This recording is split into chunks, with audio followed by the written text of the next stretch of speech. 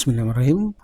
Assalamualaikum warahmatullahi wabarakatuh. Selamat datang di channel KUA Air Raningan. Alhamdulillah, pagi ini saya kedatangan bintang tamu dari pejabat fungsional penyuluh agama Islam KUA Kecamatan Air Raningan. Beliau salah satu penyuluh agama Islam KUA Kecamatan Air Raningan. Kita sapa bareng-bareng yuk. Assalamualaikum Bapak. Waalaikumsalam warahmatullahi wabarakatuh. Jadi beliau adalah Bapak Basir SPD. Beliau salah satu penyuluh agama Islam yang bertugas di salah satu pekon di Kecamatan Air Raningan ini. Mungkin nanti kita akan bertanya terkait hal-hal yang sudah pernah masuk di DM di channel kami, terutama ada beberapa pesan yang masuk. Nanti kita akan membacakan dan kita akan mengupas secara detail seperti itu. Baik Pak, ini ada satu pertanyaan yang datangnya dari salah satu pengikut kita. Itu ada yang bernama Marsha. Dari Kak Marsha. Kak Marsha bertanya terkait apa itu mahar dalam pernikahan, seperti itu Pak. Oke, sahabat religi di rumah, mari kita simak bersama. Baik, terima kasih atas pertanyaannya terkait masalah mahar, pengertian mahar dalam Islam. Jadi mahar merupakan pemberian wajib dari calon pengantin pria kepada calon pengantin wanita sebagai bukti keseriusan, kesungguhan, kejujuran untuk menikahi calon istri, serta bukti penghormatan dan perlakuan baik kepada calon istri sesuai dengan aturan dalam agama Islam. Oke. Jadi sangat jelas bahwa mahar itu sifatnya adalah wajib bagi seorang laki-laki ketika akan mempersunting seorang wanita, seperti itu Pak ya. Mahar itu tadi masuk dalam rukun atau syarat ya Pak ya? Terkait mahar itu merupakan syarat wajib dan itu bukan merupakan rukun dalam pernikahan, tapi syarat wajib yang harus dikeluarkan oleh calon pengantin pria.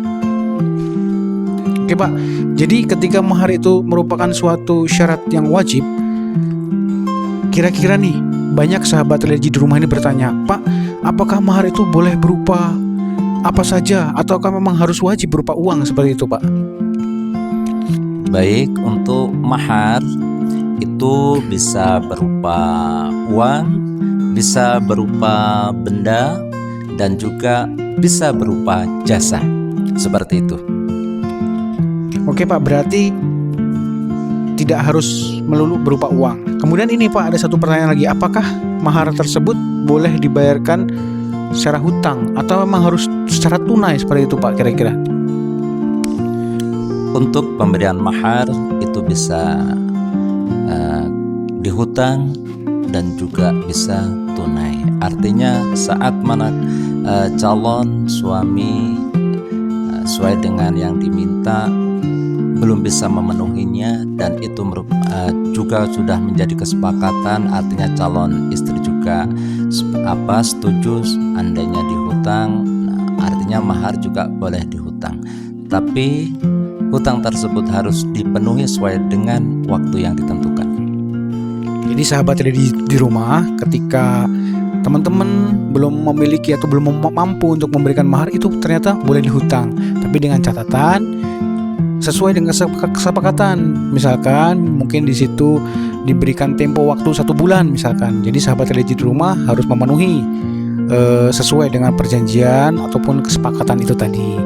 Kemudian ketika mahar itu bisa dihutang dan ataupun sudah diberikan secara tunai, apakah mahar tersebut bisa menjadi hak bersama Pak? Atau seperti apa Pak kira-kira?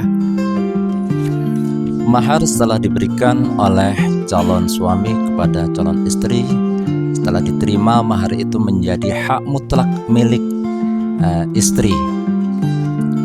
Artinya tidak bisa dipakai untuk kebersamaan di dalam rumah tangga. Artinya itu mutlak kepunyaan si istri.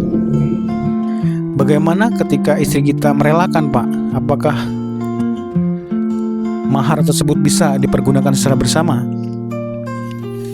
Kalau istri artinya rela mahar itu untuk dipakai oleh suami, itu merupakan harta yang terhutang. Ya artinya suami artinya karena itu hak istri, walaupun istri sependapat atau rela, itu merupakan hutang suami kepada istri yang harus diberikan, karena harta tersebut mutlak. Seandainya sampai bercerai pun itu tidak bisa diambil, itu karena mutlak punya si istri. Sangat jelas sekali sahabat religi di rumah. Jadi ketika seorang istri merelakan harta mahar, tetapi itu tetap menjadi sebuah hutang bagi kita seorang laki-laki dan wajib mengembalikannya ketika kita mampu. Seperti itu Pak ya. Oke Pak, jadi terkait mahar, apakah boleh Pak ketika prosesi pernikahan itu mahar yang kita berikan itu tidak disebutkan Pak? Atau apakah wajib disebutkan seperti itu Pak? Terima kasih. Nah, untuk mahar dalam pernikahan, seandainya terjadi mungkin lupa dan sebagainya, itu tidak akan membatalkan rukun dalam pernikahan. Yang penting mahar itu sudah diketahui oleh calon istri, oleh mungkin 2 orang saksi, artinya mahar itu sudah diketahui. Walaupun nanti dalam pelaksanaan akad nikah mahar itu tidak disebutkan, tidak akan menggugurkan akad nikah tersebut. Alhamdulillah, Masya Allah sahabat religi di rumah. Jadi obrolan pagi ini sangat penuh dengan ilmu, sangat penuh dengan pengetahuan. Jadi sahabat religi di rumah bisa menyimak video ini, mudah-mudahan dapat menjadi acuan ataupun inspirasi. Jadi jangan takut lagi. Kalau memang sudah punya niatan untuk menikah, yuk segera gas ke KUA setempat.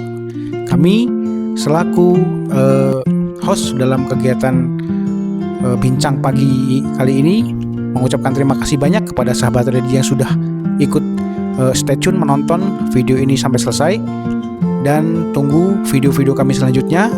Oke, sampai jumpa. See you next time. Assalamualaikum warahmatullahi wabarakatuh.